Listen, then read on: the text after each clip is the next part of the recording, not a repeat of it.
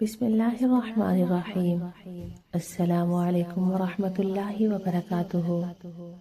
ہر انسان کے لیے ضروری ہے کہ شعبان کے مہینے میں عبادت سے غفلت نہ کرے اور ماہ رمضان المبارک کے استقبال کے لیے اس ماہ میں تیاری کرے، اپنے گناہوں سے توبہ کرے، جو اعمال اس سے رہ گئے ہیں ان کو پورا کرے، ماہ شعبان میں اللہ تعالیٰ کے حضور عاجزی اور انکساری کرے، سچے دل سے اس کی طرف رجوع کرے، اس ماہ کی نسبت والے کی طرف یعنی محمد صلی اللہ علیہ وسلم کے طفیل اللہ تعالیٰ سے رحمت طلب کرے تاکہ اس کا دل صاف ہو سکے۔ شعبان اسلامی سال کا 8واں مہینہ ہے۔ یہ وہ مہینہ ہے جس میں بندوں کے اعمال اللہ رب العزت کی بارگاہ میں اٹھائے جاتے ہیں۔ یہ مہینہ رمضان کے قریب ہے۔ قرآن پاک میں ارشاد ہے، ہم نے اس رات قرآن کو ایک برکت والی رات میں اتارا ہے، بے شک ہم ڈرانے والے ہیں۔ لیکن اس رات میں چند اشخاص ہیں جن کی مغفرت نہیں ہوتی، مشرک کی کینہ رکھنے والا، قطع رحمی کرنے والا، شلوار ٹخنوں سے نیچے لٹکانے والا، والدین کا نافرمان، شرابی، کسی کو ناحق قتل کرنے والا، زانی، خدا کی ذات و صفات میں غیر خدا کو شریک کرنے والا اور اس کے ساتھ معبود کی طرح معاملہ کرنے والا، اس کی پرستش کرنے والا، ایسے شخص کے بارے میں اللہ رب العزت کا فیصلہ بڑا سخت ہے۔ ارشاد فرمایا، بے شک اللہ تعالیٰ نہیں بخشتا اس کو جو اس کا شریک کرے اور بخش دیتا ہے اس کے نیچے کے گناہ جس کو وہ چاہے۔ دوسری جگہ ارشاد ہے، اور جب کہا لقمان نے اپنے بیٹے سے جب اس کو سمجھانے لگا، اے بیٹے شریک نہ ٹھہراؤ اللہ کے ساتھ، بے شک شرک بڑا ظلم ہے۔ اللہ کے ساتھ شریک ٹھہرانا ایک عظیم جرم ہے اور بغاوت ہے، اور یہ جرم ناقابل معافی ہے۔ اپنی جان پر اس سے بڑھ کر کوئی ظلم نہیں جو کہ سبب دائمی ہلاکت اور بربادی کا ہے۔ اللہ رب العزت جو کہ خالق و مالک ارض و سما یعنی زمین و آسمان کا مالک ہے اور اس کی ذات تنہا ہے، اس کا کوئی شریک نہیں۔ خداوند قدوس جو کہ رحیم و کریم ذات ہے، مگر غیرت خداوند عالم اس کی معافی کو گوارا نہیں فرماتی۔ جس طرح خدا کی ذات میں شرک عظیم جرم ہے، اس طرح اللہ تعالیٰ کی صفات کمالیہ میں بھی شرک گناہ عظیم ہے۔ یعنی جو کام اللہ تعالیٰ نے اپنی تعظیم اور بڑائی کے لیے مقرر فرمائے ہیں، مثلا نماز، روزہ، قربانی، ان میں سے کسی عمل میں غیر اللہ کو شریک ٹھہرانا شرک فی العبادات کہلاتا ہے۔ اللہ تبارک و تعالیٰ قادر مطلق ہے، کوئی چیز اللہ تعالیٰ کی قدرت سے باہر نہیں، ہر چیز پر وہ قادر ہے، لہٰذا غیر اللہ کے بارے میں یہ عقیدہ رکھنا کہ وہ روزی، اولاد، زندگی، موت وغیرہ پر قادر ہے، شرک فی القدرت کہلاتا ہے۔ اللہ تعالیٰ کا علم علم غیب ہے، یعنی اللہ تعالیٰ کو ہر وقت ہر چیز کا علم ہے، تو غیر اللہ کے بارے میں یہ عقیدہ رکھنا کہ ہر چیز اس کے علم میں ہے اور اس کو ہر چیز کی خبر ہے، یا وہ ہر چیز کو دیکھتا ہے اور ہر بات پکار کو سنتا ہے، یہ شرک فی العلم کہلاتا ہے۔ آپس میں مسلمان ایک دوسرے سے کینہ رکھے تو یہ بالکل حرام اور خدا کی رحمت سے محرومی کا باعث ہے۔ اللہ تعالیٰ کا ارشاد ہے، اختیار کرو معاف کر دینے کو اور حکم کرو اچھی بات کا، اور منہ موڑ لو جاہلوں سے۔ ہر انسان سے غلطی کا امکان رہتا ہے، اگر کسی سے کوئی غلطی ہو جائے تو معاف کرنا اللہ تعالیٰ کو بہت پسند ہے، اسی وجہ سے ارشاد فرمایا کہ معاف کرنا اختیار کرو، اور اگر جاہلوں سے کوئی نامناسب بات پہنچے تو ان سے اعراض کرو۔ عربی میں اسے حقت کہتے ہیں۔ اس کی حقیقت یہ ہے کہ جب کسی آدمی کو غصے میں اپنے دشمن سے بدلہ لینے کی قدرت نہ ہو تو اس کے ضبط کرنے سے اس کے دل میں ایک قسم کا بوجھ ہو جاتا ہے، اس کو حقد یعنی کینہ کہتے ہیں۔ اس کا علاج یہ ہے کہ اس کو معاف کر کے اس آدمی سے میل جول تعلقات شروع کر دیے جائیں۔ حضرت ابو ہریرہ رضی اللہ تعالیٰ عنہ سے روایت ہے کہ ہر پیر جمعرات کو جنت کے دروازے کھولے جاتے ہیں اور ہر اس بندے کی مغفرت کر دی جاتی ہے جو اللہ تعالیٰ کے ساتھ بالکل شریک نہ ٹھہراتا ہو اور جس کے دل میں کسی مسلمان بھائی کے بارے میں کینہ نہ ہو۔ جو عزیز و اقارب کے حقوق ہم پر واجب ہیں ان کو ادا نہ کرنا اور ان کے ساتھ بدسلوکی کرنا تعلقات کو ختم کر دینے کو قطع رحمی کہتے ہیں۔ احادیث مبارکہ میں اس فعل کو نہایت مذموم قرار دیا گیا ہے۔ حضرت ابو ہریرہ رضی اللہ تعالیٰ عنہ سے مروی ہے، بنی آدم کے اعمال ہر جمعہ کی رات میں اللہ تعالیٰ کے حضور پیش کیے جاتے ہیں اور قطع رحمی کرنے والے کا کوئی عمل قبول نہیں ہوتا۔ حضور اقدس صلی اللہ علیہ وسلم کا ارشاد گرامی ہے، دو گناہ اس قدر سخت ہیں کہ ان کے کرنے والے کو بہت جلدی دنیا میں بھی عذاب ملتا ہے اور آخرت میں اس کے علاوہ عذاب ہوگا، ظلم اور قطع رحمی۔ ایک دوسری حدیث میں ہے کہ اللہ تعالیٰ ارشاد فرماتے ہیں، رحم کا لفظ اللہ تعالیٰ کے پاک نام رحمان سے نکالا گیا ہے، جو اس کو ملائے گا رحمان اس کو ملائے گا، اور جو اس کو توڑے گا رحمان اس کو توڑ دے گا۔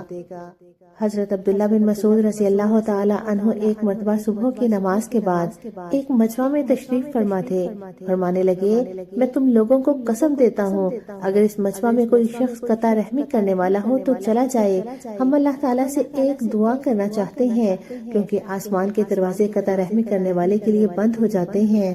خدا نے انسان کو جو جسم و جان دیے ہیں امانت ہے، انسان کی مدد سے نیکی کی رات میں جد و جہد تو کر سکتا ہے، ان کو ضائع نہیں کر سکتا، اور جو شخص یہ بددیانتی اور خیانت کرتا ہے خدا کی نظر میں وہ بڑا باغی اور مجرم ہے، اس رات کو خاص رحمت و مغفرت سے محروم رہے گا اور دوسری بہت سی سزاؤں کا بھی مستحق ہوگا۔ ٹخنوں سے نیچے پاجامہ یا لنگی پہننا یا بہت لمبی آستین بنانا، احادیث مبارکہ میں اس بارے میں بھی ممانعت وارد ہوئی ہے۔ چنانچہ ایک حدیث میں ہے، اللہ تعالیٰ اس شخص کی طرف نظر رحمت نہیں فرماتا جو اپنا پاجامہ یا لنگی ٹخنوں سے نیچے لٹکائے۔ ایک دوسری حدیث میں ہے، جو ٹخنا چادر سے ڈھکا ہوگا وہ جہنم میں جائے گا۔ شب برات میں اللہ کی رحمت سے محروم رہنے والوں میں سے ایک والدین کا نافرمان بھی ہے، جو اللہ تعالیٰ کی رحمت سے اس بابرکت رات میں بھی محروم رہتا ہے۔ والدین کی عظمت و مقام کے بارے میں اللہ تعالیٰ نے اپنے کلام میں اور رسول خدا صلی اللہ علیہ وسلم نے اپنی احادیث مبارکہ میں بہت جگہ پہ تذکرہ فرمایا۔ قرآن مجید میں اللہ تعالیٰ نے جہاں اپنی توحید کو ذکر فرمایا وہاں توحید کے بعد سب سے بڑا حق ماں باپ کا فرمایا۔ قرآن پاک میں سورۃ بنی اسرائیل میں اللہ تعالیٰ نے ارشاد فرمایا، اور تمہارے پروردگار نے یہ حکم دیا کہ اس کے سوا کسی کی عبادت نہ کرو اور والدین کے ساتھ اچھا سلوک کرو۔ اگر والدین میں سے کوئی ایک یا دونوں تمہارے پاس بڑھاپے کو پہنچ جائیں تو انہیں اف تک نہ کہو اور نہ انہیں جھڑکو، بلکہ ان سے عزت کے ساتھ بات کیا کرو۔ پھر سورۃ بنی اسرائیل میں دوسری جگہ پہ ارشاد فرمایا، اور ان کے ساتھ محبت کا برتاؤ کرتے ہوئے ان کے سامنے اپنے آپ کو انکساری سے جھکاؤ اور یہ دعا کرو کہ یا رب، جس طرح انہوں نے میرے بچپن میں مجھے پالا، آپ بھی ان کے ساتھ رحمت کا معاملہ کیجیے۔ نبی اکرم صلی اللہ علیہ وسلم نے ارشاد فرمایا، جس کو یہ پسند ہو کہ اللہ تعالیٰ اس کی عمر دراز کرے اور اس کا رزق بڑھائے، اس کو چاہیے کہ اپنے ماں باپ کے ساتھ حسن سلوک کرے۔ نئی نسل کے بہت سے نوخیز نوجوان دوستوں، احباب اور بیوی بچوں پر تو بڑھ چڑھ کر خرچ کرتے ہیں، اور ماں باپ کے لیے پھوٹی کوڑی بھی خرچ کرنے کا ان کا دل نہیں کرتا، اور یہ لوگ آخرت کے ثواب سے تو محروم ہوتے ہی ہیں، دنیا میں بھی نقصان اٹھاتے ہیں۔ ماں باپ کی فرما برداری اور خدمت گزاری کرنے سے جو عمر میں برکت اور رزق میں وسعت ہوتی ہے، اس سے محروم رہتے ہیں۔ حضرت انس رضی اللہ تعالیٰ عنہ فرماتے ہیں کہ حضور صلی اللہ علیہ وسلم نے ارشاد فرمایا کہ جو آدمی اپنے بوڑھے والدین کے لیے روزی کماتا ہے اور دوڑ دھوپ کرتا ہے وہ خدا کے راستے میں ہے، اور جو آدمی اپنے چھوٹے بچوں کی پرورش کے لیے محنت کرتا ہے وہ بھی خدا کے راستے میں ہے، اور وہ آدمی جو اپنی ذات کے لیے کرتا ہے تاکہ لوگوں کے سامنے سوال نہ کرنا پڑے وہ بھی خدا کے راستے میں ہے۔ فرمایا کہ والدین کے ساتھ حسن سلوک کیا کرو، اللہ جل شانہ خالق ہے، اسی نے سب کو وجود بخشا، اس کی عبادت اور شکر گزاری بہرحال فرض اور لازم ہے، اور اس نے چونکہ انسانوں کو وجود بخشنے کا ذریعہ ان کے ماں باپ کو بنایا، اور ماں باپ اولاد کی پرورش میں بہت کچھ دکھ تکلیف اٹھاتے ہیں، اسی لیے اللہ تعالیٰ نے اپنی عبادت کے حکم کے ساتھ ساتھ ماں باپ کے ساتھ احسان کرنے کا بھی حکم فرمایا۔ ماں باپ دونوں یا ان دونوں میں سے کوئی ایک بوڑھا ہو جائے تو ان کو اف بھی نہ کہو، مقصد یہ ہے کہ کوئی بھی ایسا کلمہ ان کی شان میں زبان سے نہ نکالو جس سے ان کی تعظیم میں فرق آتا ہو، جس کلمے سے ان کے دل کو رنج پہنچتا ہو۔ ماں باپ کی عزت اور فرما برداری ہمیشہ واجب ہے، بوڑھے ہوں یا جوان ہوں، جیسا کہ احادیث اور آیات میں ہے کہ لیکن بڑھاپے کا ذکر خصوصیت سے اس لیے فرمایا کہ اس عمر میں جا کر ماں باپ بھی بعض مرتبہ چڑچڑے ہو جاتے ہیں اور ان کو بیماریاں لاحق ہو جاتی ہیں، اولاد کو ان کے اگلدان صاف کرنا پڑتے ہیں، میلے اور ناپاک کپڑے دھونے پڑتے ہیں جس سے طبیعت مقدر ہونے لگتی ہے، اور بعض مرتبہ تنگ دل ہو کر زبان سے الٹے سیدھے الفاظ بھی نکلنے لگتے ہیں۔ اس موقع پر صبر اور برداشت سے کام لینا اور ماں باپ کا دل خوش رکھنا اور رنج دینے والے لفظ سے بھی پرہیز کرنا بہت بڑی سعادت ہوتی ہے۔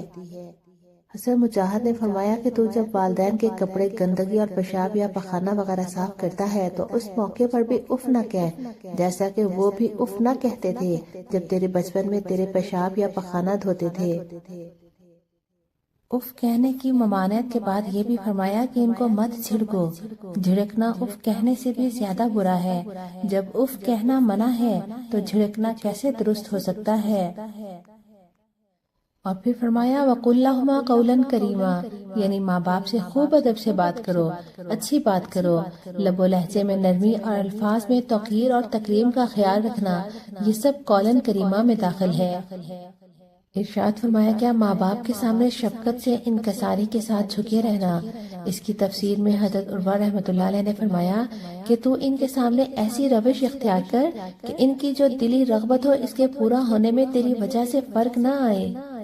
اور حضرت عطا بن ابی رباح نے اس کی تفسیر میں فرمایا کہ ماں باپ سے بات کرتے وقت نیچے اوپر ہاتھ مت اٹھانا، جیسے برابر والوں کے ساتھ بات کرتے ہوئے ہاتھ اٹھاتے ہیں۔ جس طرح مرغی اپنے بچوں کے لیے اپنے پر جھکا دیتی ہے، ان کو پروں میں چھپا لیتی ہے، بچے اندر سے تنگ بھی کر رہے ہوتے ہیں تب بھی انہیں باہر نہیں دھتکارتی بلکہ اس تکلیف کو برداشت کرتی ہے۔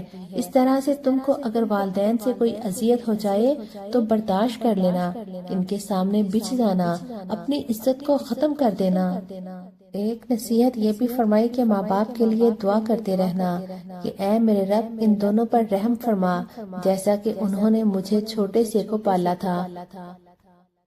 شراب پینے والا بھی ان لوگوں میں سے ہے جو اس رات میں رحمت الہی سے محروم رہتے ہیں۔ نبی اکرم صلی اللہ علیہ وسلم نے ارشاد فرمایا 3 قسم کے انسان ایسے ہیں کہ اللہ پاک ان کی نماز کو قبول نہیں کرتا، اللہ تبارک و تعالی ان کی ایک نیکی کو بھی آسمان کی طرف بلند نہیں کرتا۔ وہ غلام جو بھاگ جائے جب تک واپس نہ آئے، اس کا کوئی عمل اللہ کے یہاں مقبول نہیں ہوتا۔ وہ عورت جس کا شوہر اس سے ناراض ہو جائے، اس کا بھی کوئی عمل اللہ پاک قبول نہیں کرتے یہاں تک کہ وہ راضی نہ ہو جائے۔ اور تیسرا وہ آدمی جو نشے کی حالت میں ہے، جس نے نشے کی چیز کھا لی یا پی لی اور وہ نشے میں ہے، اس وقت تک اس کا کوئی عمل اللہ کے یہاں قبول نہیں ہوتا یہاں تک کہ وہ توبہ نہ کر لے۔ ایک روایت میں آتا ہے کہ میدان محشر میں جب سارے لوگ جمع ہو جائیں گے تو جہنم سے ایک جانور نکلے گا، زمین آسمان کے درمیان کی مسافت جتنی لمبی اس کی گردن ہوگی، اور یہ آواز لگائے گا کہاں ہیں اللہ سے لڑنے والے، کہاں ہیں اللہ سے جنگ کرنے والے، کہاں ہیں اللہ سے مقابلہ کرنے والے۔ تو حضرت جبرائیل امین علیہ السلام اسے پوچھیں گے تجھے کن لوگوں کی تلاش ہے؟ وہ کہے گا مجھے 5 قسم کے آدمیوں کی تلاش ہے۔ بے نمازی، کہاں ہیں وہ لوگ جو دنیا میں نماز نہیں پڑھتے تھے؟ چنانچہ بے نمازیوں کو ایک ایک کر کے اپنے منہ میں جمع کرے گا۔ زکوٰۃ ادا نہ کرنے والے، پھر کہے گا کہاں ہیں وہ لوگ جو زکوٰۃ نہیں دیتے تھے؟ نمبر 3 شراب پینے والے، پھر کہے گا کہاں ہے شرابی؟ پھر ان کو تلاش کرے گا۔ نمبر 4 سود کھانے والے، پھر کہے گا کہاں ہے سود خور؟ مسجد میں دنیا کی باتیں کرنے والے، پھر کہے گا کہاں ہے وہ لوگ جو مسجد میں دنیا کی باتیں کیا کرتے تھے؟ اس اعلان کے بعد یہ اپنا کام شروع کرے گا۔ چنانچہ بے نمازیوں، زکوٰۃ نہ دینے والوں، شرابیوں، سود خوروں اور مسجد میں دنیا کی باتیں کرنے والوں کو تلاش کرے گا، اور ان سب کو ایک ایک کر کے اپنے منہ میں جمع کرے گا اور سب کو لے کر جہنم میں چلا جائے گا۔ ایک روایت میں ہے جہنم کو جب سامنے لایا جائے گا تو نافرمانوں اور کافروں کو دیکھ کر اس قدر چیخے گی، چنگھاڑے گی کہ ہر نبی اور صدیق گھٹنوں کے بل گر جائے گا اور کہے گا اے اللہ مجھے بچا لے، اے اللہ مجھے بچا لے۔ لیکن نبی اکرم صلی اللہ علیہ وسلم فرما رہے ہوں گے اے اللہ میری امت کا کیا بنے گا؟ اے گناہ کرنے والے، کیا یہ جہنم کی آگ برداشت کر لو گے؟ کیا دروغہ جہنم کی جانب سے بڑھنے والے کوڑے برداشت کر لو گے؟ وہ آگ کو اس قدر ڈانٹ پلائے گی کہ وہ اس حد تک تیز ہو جائے گی اور جوش مارنے لگے گی کہ اس کے اپنے بعض حصے بعض کو جلانے لگیں گے۔ حضرت انس رضی اللہ تعالیٰ عنہ سے روایت ہے کہ رسول اللہ صلی اللہ علیہ وسلم نے شراب کے بارے میں 10 آدمیوں پر لعنت بھیجی، شراب بنانے والے پر، شراب بنوانے والے پر، اس کے پینے والے پر، اس کے اٹھانے والے پر، جس کی طرف اٹھا کر لے جائی جائے اس پر، اس کے پلانے والے پر، اس کے بیچنے والے پر، اس کی قیمت کھانے والے پر، اس کے خریدنے والے پر، اور جس کے لیے خریدی جائے اس پر۔ اور میرے رب عز و جل نے قسم کھائی ہے، میری عزت اور جلال کی قسم، میرے بندوں میں جو بندہ شراب کا ایک گھونٹ بھی پیے گا تو میں آخرت پر اس کو اتنا ہی لہو اور پیپ ضرور پلاؤں گا۔ اور جو بندہ میرے خوف سے شراب کو چھوڑ دے گا تو میں آخرت میں اس کو شرابن طہورا ضرور نوش کراؤں گا۔ مطلب یہ ہوا کہ جو ایک گھونٹ پینے سے رک گیا اس نے اپنے آپ کو روک لیا، حالانکہ سامنے شراب تھی لیکن اس نے نہیں پی اللہ کے خوف سے۔ تو فرمایا اللہ پاک اسے اپنے عرش کے یہاں سے ایسا پانی پلائیں گے جس کے پینے کے بعد اسے پیاس محسوس نہیں ہوگی۔ اللہ تعالیٰ کی رحمت سے محروم رہنے والوں میں سے ایک ناحق قتل کرنے والا بھی ہے۔ کسی معصوم جان کو قتل کرنا گناہ عظیم ہے اور ایسے آدمی کی بخشش شب برات میں بھی نہیں ہوتی۔ اللہ تعالیٰ نے اپنی کتاب میں ایمان والوں کی صفات بیان کرتے ہوئے فرمایا، اللہ تعالیٰ کی طرف سے حرام کردہ نفس کو ناحق قتل نہیں کرتے۔ رحمان کے بندے وہ ہیں جو کسی کو ناحق قتل نہیں کرتے۔ ناحق قتل کرنا اس قدر سنگین جرم ہے کہ حدیث میں آتا ہے کہ اگر سارے آسمان و زمین والے کسی ایک انسان کے قتل میں شریک ہو جائیں تو قیامت کے دن اللہ سب سے پوچھے گا۔ حضرت عبداللہ بن مسعود رضی اللہ تعالیٰ عنہ روایت فرماتے ہیں کہ رسول اللہ صلی اللہ علیہ وسلم نے فرمایا کہ کسی مسلمان کا خون بہانا حلال نہیں جو اس بات کی گواہی دیتا ہو کہ اللہ کے سوا کوئی معبود نہیں اور یقیناً محمد صلی اللہ علیہ وسلم اللہ تعالیٰ کے رسول ہیں، اور یہ کہ ان تین چیزوں میں سے کسی کو نہ کر گزرے، کسی کو قتل کر دے، شادی شدہ ہو کر زنا کر لے، اپنے دین اسلام کو چھوڑ کر مسلمانوں کی جماعت سے علیحدہ ہو جائے۔ مسلمان کی جان بہت قیمتی ہے، حتیٰ کہ بعض احادیث میں وارد ہوا ہے کہ حضور صلی اللہ علیہ وسلم نے ارشاد فرمایا کہ اگر تمام آسمان و زمین والے مل کر کسی مومن کو قتل کر دیں تو ان سب کو اللہ تعالیٰ اوندھے منہ دوزخ میں ڈال دے گا۔ رحمت الہی سے محروم رہنے والوں میں سے ایک زانی ہے۔ زنا کی حرمت و ممانعت کا تذکرہ قرآن و حدیث میں وارد ہوا ہے۔ اللہ تعالیٰ نے ایمان والوں کی ایک صفت یہ بھی بیان فرمائی کہ وہ زنا کے قریب بھی نہیں جاتے۔ رحمان کے بندے وہ ہیں جو عملی گناہوں میں سے بڑے بڑے اور سخت گناہوں کے پاس نہیں جاتے، ہر قسم کی بے حیائی سے اجتناب کرتے ہیں، زنا سے بھی بچتے ہیں۔ قرآن پاک میں ارشاد ہوتا ہے، کامیاب ہے شرمگاہ کی حفاظت کرنے والے، یعنی کامیاب ہیں وہ مسلمان جو شرمگاہ کی حفاظت کرتے ہیں۔ شرمگاہ کی حفاظت سے مراد یہ ہے کہ نفس کی خواہش پورا کرنے کی جتنی ناجائز صورتیں ہیں ان سب سے اپنی شرمگاہوں کو محفوظ رکھیں۔ نبی اکرم صلی اللہ علیہ وسلم نے فرمایا کہ تم مجھے 6 چیزوں کی ضمانت دو، میں تمہیں جنت کی ضمانت دیتا ہوں۔ بات میں سچائی کی، امانت میں خیانت نہ کرنے کی، وعدہ خلافی نہ کرنے کی، نگاہوں کی حفاظت کی، ہاتھ کو ظلم سے روکنے کی، شرمگاہ کی حفاظت کی۔ اللہ پاک ہمیں دین میں استقامت اور گناہوں سے دور رہنے کی توفیق عطا فرمائے۔ اللہ پاک ہمارے ایمان کی حفاظت فرمائے۔ اللہ پاک ہمیں اپنے احکامات پر عمل کرنے کی اور اپنے پیارے حبیب کی سنتوں پر زندگی گزارنے کی توفیق عطا فرمائے۔ آمین۔ وآخر دعوانا ان الحمد للہ رب العالمین۔